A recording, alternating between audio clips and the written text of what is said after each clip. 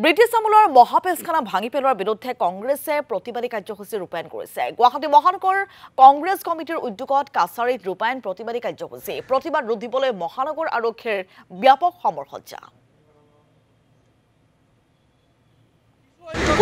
ব্ৰিটিছৰ গোলামীৰ চিহ্ন বুলি যাতে মেঘদূত ভৱনৰ সন্মুখত হঠাৎ উপস্থিত হৈছোঁ।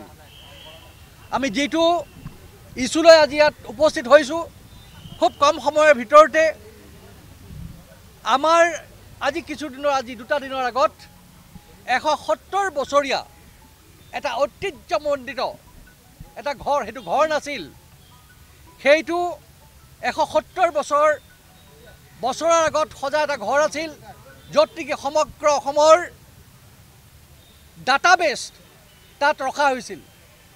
ব্ৰিটিছে ভাৰতবৰ্ষ শাসন কৰিছিল, তেওঁলোক গুচি গ'ল, আমি স্বাধীন হ'লোঁ, কিন্তু তেওঁলোকে এনেকুৱা কিছুমান বস্তু আমাক দি থৈ গৈছিল, সেইবিলাক আজিও প্ৰাসংগিক নহয়, হয়তো অহা শ বছৰলৈ এইবিলাক প্ৰাসংগিক হৈ ৰ'ব।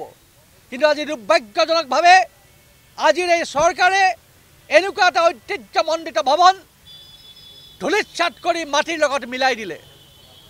এয়া অকল এটা ভৱন তেওঁ বা এটা ঘৰ মাটিৰ লগত বিলীন হৈ যোৱা নাই, আমাৰ অসমীয়াৰ এটা ঐতিহ্যও বিলীন হৈ গৈছে। এয়া মাথো ব্ৰিটিছৰ চিম্বল হ'ব নোৱাৰে, এয়া আমাৰ ঐতিহ্য অন্তৰ্নিহিত হৈ আছে ইয়াত। ইয়াৰ আশে পাশে আৰু বহুতো ঐতিহ্যমণ্ডিত বস্তু ইয়াত সিঁচৰিত হৈ আছে।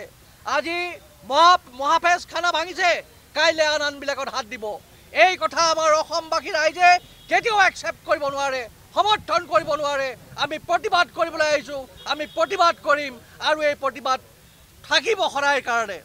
আমি গুৱাহাটী জিলা কংগ্ৰেছ কমিটিৰ হৈ আমি প্ৰতিবাদ কৰিবলৈ আহিছোঁ। আজি আমাৰ এই কথাটো এইটো যদিও আমাৰ এটা প্ৰতীকী প্ৰতিবাদ, কিন্তু আমাৰ এই প্ৰতীকী প্ৰতিবাদৰ জৰিয়তে চৰকাৰলৈ আমি সকীয়াই দিব বিচাৰিছোঁ যে আপোনালোকে এনেকুৱা কামৰ পৰা আঁতৰি থাকক।